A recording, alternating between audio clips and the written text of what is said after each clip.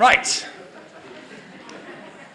Now it's time for our all-age slot, and as part of that all-age slot today, let me just check, am I on? Yeah. We're going to read Matthew chapter 2 and verses 1 to 12. If you have a Bible, do flick to it. And what we're going to be doing is something slightly different. What I would like you to do is every time you hear the word king or the word ruler, you need to do this. Da, da, da, da, da, da. Okay? So let's practice that. When I say king, da, da, da, da, da, da. Or what might you have in your pencil case at school? A pencil and a ruler. Da, da, da, da, da, da. Okay, you're getting this. Let me read Matthew chapter 2, verses 1 to 12. After Jesus was born in Bethlehem in Judea, during the time of King Herod, Magi from the east came to Jerusalem and asked, "Where is the one who has been born King of the Jews? We saw his star when it rose and have come to worship him." When King... You're good at this. Herod heard this, he was disturbed, and all Jerusalem with him. When he had called together all the people's chief priests and teachers of the law, he asked them where the Messiah was to be born. "In Bethlehem, in Judea," they replied, "for this is what the prophet has written. But you, Bethlehem, in the land of Judah, are by no means least among the rulers of Judah. For out of you will come a ruler who will shepherd my people Israel." Then Herod called the Magi secretly and found out from them the exact time the star had appeared. He sent them to Bethlehem and said, "Go and search carefully for the child. As soon as you find him, report to me so that I too may go and worship him." After they had heard the king, they went on their way, and the star they had seen when it rose went ahead of them until it stopped over the place where the child was. When they saw the star, they were overjoyed. On coming to the house, they saw the child with his mother Mary, and they bowed down and worshipped him. Then they opened their treasures and presented him with gifts of gold, frankincense, and myrrh. And having been warned in a dream not to go back to Herod, they returned to their country by another route. If you look around, you'll see that sin has spread, turning light to dark and living things to dead. But God still rules the world. He always had a plan to send his son to save us in the likeness of a man. And we've just sung those words, and in some ways they act as a very good summary of what we've been looking at in Matthew chapter 1 in our evening meetings over the last 2 weeks. If you haven't been there, I'm just going to quickly run over what we've seen in Matthew chapter 1. We saw that Matthew's gospel is written to a world of darkness, of disease, of despots, and of death. A world, in other words, that is very much like ours. And the people, the Jewish people who are Matthew's first audience, or part of Matthew's first audience, have been waiting, not just for years, not just for decades, for centuries, for God to fulfill the promises that he gave to their ancestors. And Matthew chapter 1, verse 1 starts to say, look, these promises are coming true. If you just flick back to Matthew chapter 1, verse 1, this is the genealogy of Jesus, the Messiah, the son of David, the son of Abraham. Firstly, this book doesn't start off once upon a time. It starts off, this is the genealogy of Jesus.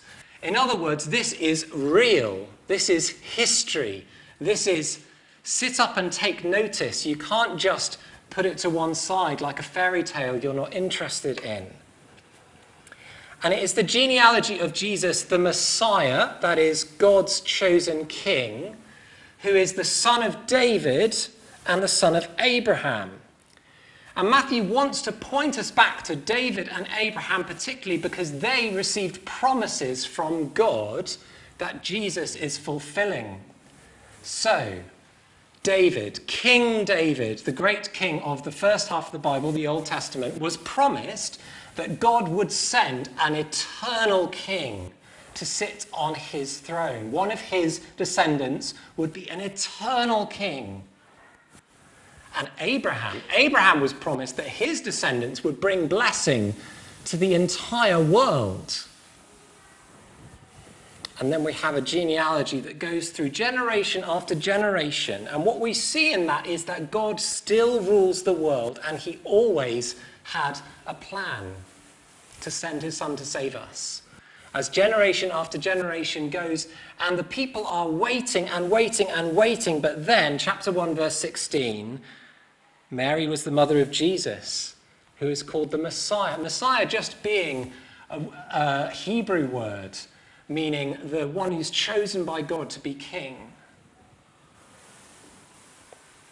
And then, last week, we saw the birth of Jesus, Matthew chapter 1, verse 18 to 25. And there Matthew starts to show us, look, it really is the son of David. Here is David's descendant, Joseph, mentioned as the son of David in verse 20. And the one he's pledged to be married to has a son, Jesus. And so Matthew's saying, look, here we go. Here's this promise being fulfilled. The promise to David that one of his children's children would be an eternal king. Here he is. It's Jesus. And the rest of Matthew's gospel will keep on giving us more and more evidence, more and more things showing us that that is true. And in Matthew chapter 2, what we have, as the Magi come from a far country to see the little boy Jesus, we see the answer to the promise to Abraham, that this child, this king, would bring blessing to the whole world. And we see it just in miniature as the world comes to him to worship him. But what kind of king? God's eternal king. What kind of king will he be? What kind of king would these magi, these wise men, have been expecting? Let's turn back to our passage. Chapter 2, verse 1. After Jesus was born in Bethlehem in Judea, during the time of King Herod, Magi from the east came to Jerusalem and asked, "Where is the one who has been born King of the Jews? We saw his star when it rose and have come to worship him."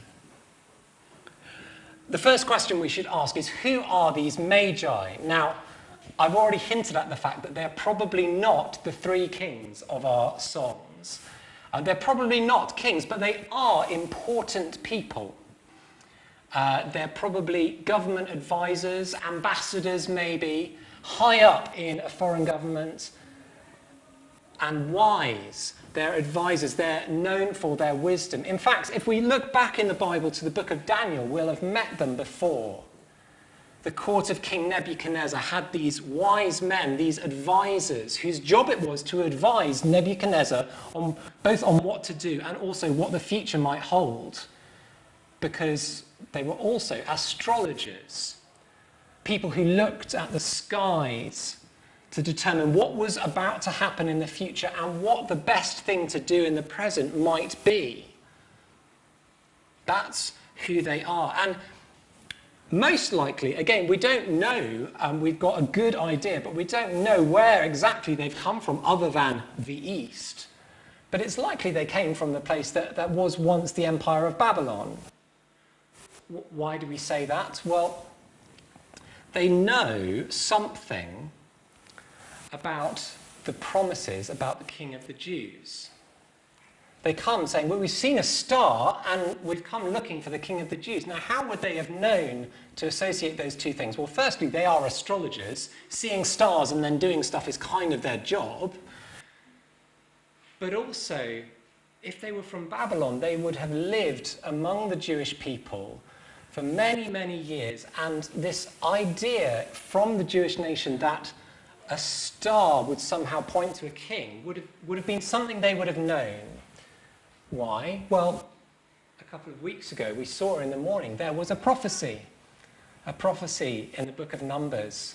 A star will come out of Jacob and a scepter out of Judah. In other words, the Jewish people were expecting a king, God's eternal king, and that was associated in their minds with a star. And so for these wise men to associate this star with a new king, they probably knew something of this expectation that the Jews had, that God's eternal king was coming. And so they set out on a long journey to find him. And they turn up at Jerusalem. Now, that's probably to be expected. I mean, imagine for a second that President Biden of the US hears that there's a royal baby born in the UK, and he wants to come and visit him or her. Where's he going to go looking? Chances are he's going to go to London. He's going to go to Buckingham Palace or to this private hospital in the middle of Kensington somewhere where they all seem to have their babies. That's where he's going to go. And so the wise men, knowing that this king has been born, they turn up at Jerusalem, expecting to find him. What kind of king do they expect? The kind of king, probably, that was born in the capital city.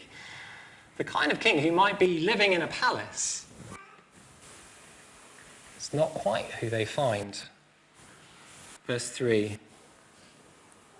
When King Herod heard this, he was disturbed, and all Jerusalem with him. When he had called together all the people's chief priests and teachers of the law, he asked them where the Messiah was to be born. We've asked who are the wise men, but now we need to ask who is Herod. Because Herod he's an unusual character. We've already seen with the children that he is a bad king. But in some ways, he's not really a full king anyway. He's a puppet, a client king is what they call it, of Caesar, the emperor in Rome. He's got to where he is through kind of political scheming and backstabbing and bribery. In fact, he's killed off quite a lot of his children simply because they might rival him to the throne. He is doing all that he can to protect his position as king, knowing exactly who to hand the unmarked envelope to, the bribe, in the Roman consulate, as it were. He is a king, but he's scared about rivals. And so, of course, this group comes and they say, where's the one who's been born the King of the Jews? And Herod is thinking, I thought I got rid of them all. But more than that, actually, he's not even a Jew.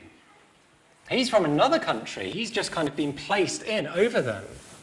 So when they come saying the King of the Jews has been born, he's thinking, uh-oh, this person might actually be legitimate. And so he calls the people's chief priests, the teachers of the law. He asks them where the Messiah was to be born. He knows enough to know that there's this promise of a Messiah, but he's not a Jew. He doesn't know the prophecy itself. And so they say, in Bethlehem, in Judea, for this is what the prophet has written. You, Bethlehem, in the land of Judah, are by no means least among the rulers of Judah, for out of you will come a ruler who will shepherd my people, Israel. As we've seen with the children, Matthew wants us to contrast these two types of king. We've got Herod, and then we've got this shepherd king, the one that the Old Testament was actually pointing forward to. A king with strength, yes, but one who uses his strength to protect his people, not to oppress them. Herod uses his strength to defend his own position, but the shepherd king was to use his power to protect, to save, to win battles on behalf of his people, and in many prophecies, to give his life for his people. Herod is in his palace. He is above the people. He's kind of living in luxury with the city surrounding him in poverty. But the shepherd king, shepherds go into the field. They get their hands dirty with the sheep. They're not above their sheep. They're in the midst of them, serving them, looking after them, caring for them. There's a big contrast here between Herod, who's just out to defend himself, and the shepherd king who would give himself. And we see Herod start to live out this as he says, he calls the Magi secretly and found out from them the exact time the star had appeared, and then sent them to Bethlehem and said, "Go and search carefully for the child, so that I too may worship him." And if we know anything about Herod, and we do, we know that that's a lie. We know that he is just out to destroy this new rival.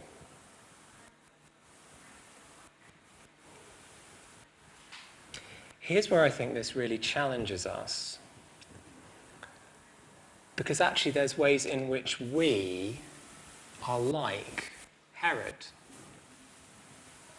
Now you might say, Matthew, there's no way that I am like Herod. Firstly, I am not a king, I'm not a queen, I don't really have any power. And secondly, I would never seek to kill children to defend my position. You cannot say that I am a bit like Herod. But here's the thing, what is Herod trying to do? Herod is trying to protect his kingship, to keep the crown on his own head. He doesn't want any rivals to tell him what to do. He doesn't want someone to be in charge. He doesn't want to let anybody else call the shots. Is that not like our culture today? I was looking it up this morning. Books with titles such as "You Do You, You Be You" are over the bestsellers lists. The hashtag on Instagram, "You Do You," has thousands and thousands and thousands of hits. What are they saying? They're saying you get to define who you are. You get to be in charge of your life, because who else should be in charge of your life? It should be you. You get to say who you are, what you want to do, how you want to achieve success. You're in charge. Live your life. Be yourself. And it sounds like freedom, doesn't it? But it leads to slavery. Because none of the things that we go after will ever satisfy. If we look inside to figure out who we are, we will just be left with emptiness. We need someone to say, no, this is what you were made for. You do you can never quite work, because who are we? How do we know? And Herod is trying to defend his right to define himself, to say, I'm king and there is no other. Perhaps if you're here this morning and you wouldn't call yourself a Christian, or you wouldn't say that you trust in Jesus, perhaps this is why. Perhaps the idea of saying to Jesus, no, you can be king, that's too scary, or it just feels like giving up your freedom or giving up yourself. You know that it will mean your life would have to change with Jesus in charge, and you don't want that. But if you're a Christian here this morning, I don't think we're let off the hook. Because I think for many of us, we will say things like this. We will say, Jesus, you are king of my life, except how I spend my money.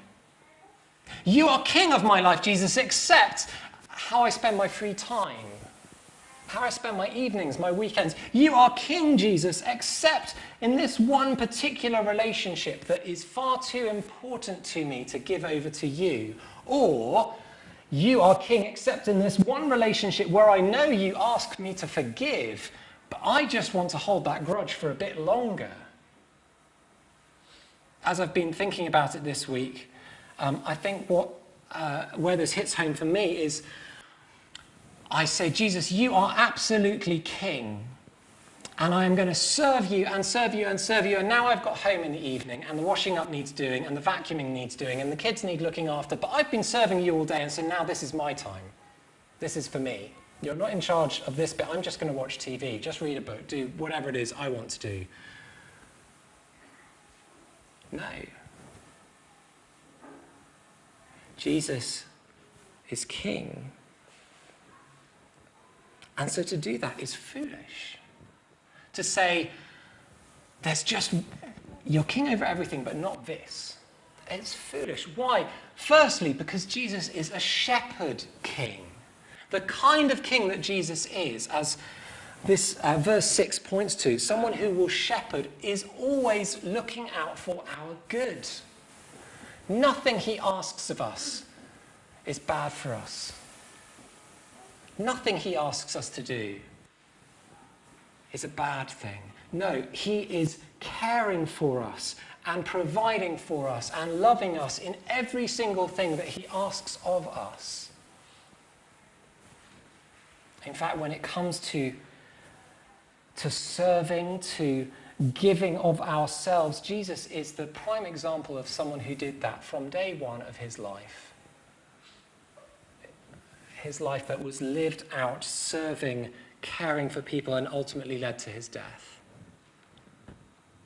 We have a shepherd king who works for our good. 2, we have a shepherd king who promises rest. Later on in Matthew's gospel, Jesus says, "Come to me, all you who are weary and burdened."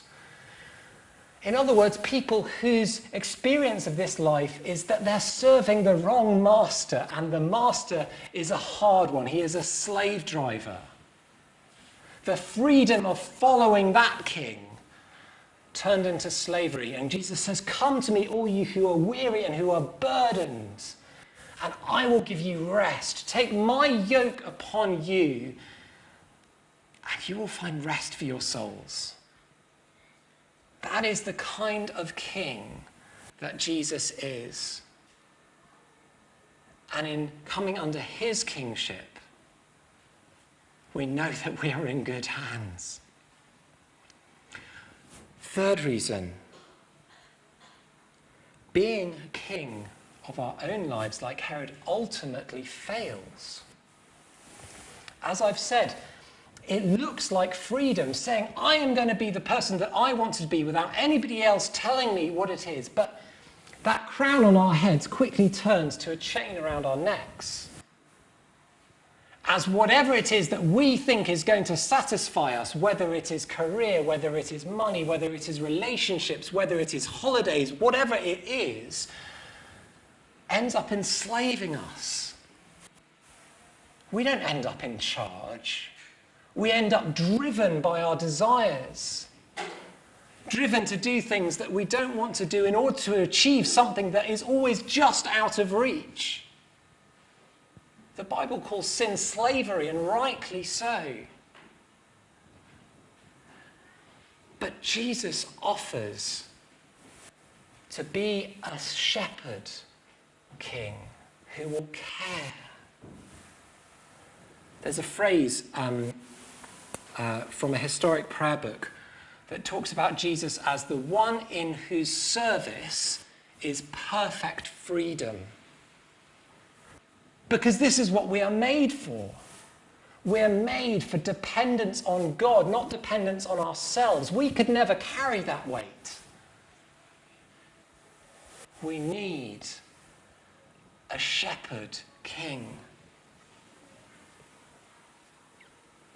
Back to our passage. Verse 9. After they had heard the king, The wise men went on their way, and the star they had seen when it rose went ahead of them until it stopped over the place where the child was. When they saw the star, they were overjoyed. And on coming to the house, they saw the child with his mother Mary, and they bowed down and worshipped him. Then they opened their treasures and presented him with gifts of gold, frankincense, and myrrh. And having been warned in a dream not to go back to Herod, they returned to their country by another route. Imagine President Biden hearing news of a baby to be born, and he decides to go. He's there in the White House, goes over to Marine One, the presidential helicopter, and that lifts up from the White House and goes over to Andrews Air Force Base, where there's Air Force One, the jumbo jet for use of the president, and gets onto Air Force One along with all of the presidential, the Secret Service and the limousines and the motorbikes and all of that onto the airplane, and they fly over to Heathrow and they drive down the A40 towards Buckingham Palace, and they're told, hang on, no one here. What you're looking for, it's a small village in East Anglia, just kind of keep going north, it's kind of up there somewhere, middle of nowhere. That's where you're going. So President Biden gets back into the Beast, this massive limousine that's, you could throw a rocket launch grenade at it and it would still survive. It's a massive thing, driving through the streets of London, going north, and suddenly the roads start getting a little bit narrower and the hedgerows get closer, and they meet a tractor coming the other way and have to do some kind of weird reversing and manoeuvring, and eventually they turn up at this village. It's more of a hamlet, really. And there's a 2-up, 2-down Victorian terrace house in the village, and Biden gets out and knocks on the door, and there's a young teenage mother with her baby.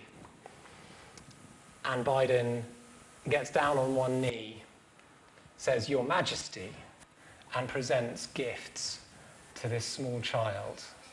It's a ridiculous picture, isn't it? That's something, just a little bit, of what happens here with these wise men. You can imagine them with their massive entourage, with the camels laden with gifts, having come such a long way. They would have needed all sorts of things along the way, in their rich, fine robes, carrying gold and frankincense and myrrh, these expensive presents.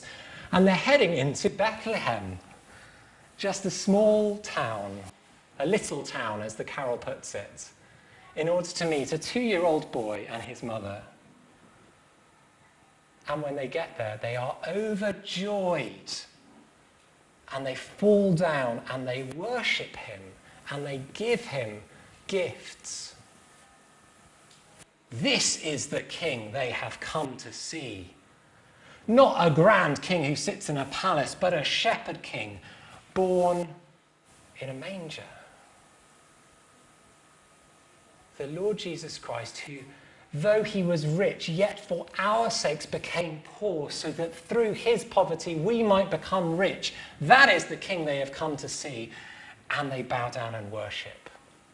Imagine the humility it takes for someone who is used to being at the top of society, a President Biden type figure, to come to a child and say, "Your Majesty, you are my king. I worship, not just respect, but I worship you." They have got something incredibly right here. They have seen that this prophecy that they knew about in part has come true in the most wonderful way, that there is this shepherd king now born. And so what do? They turn and they bow the knee and worship and say, "You are my king." And that is what we're called to. We are called to follow the wise men, to see the humble servant shepherd king, and to say, "I am yours, Your Majesty. Be my king." Because if you are my king, then I know that the one who sits on the throne of the universe is at work through all things for my good. The one who calls me to service is the one who himself served first. The one who calls me into his family. That is the king that the wise men come to worship. That is the king that we can worship today. What better king could we possibly imagine than one who himself gave up everything for us?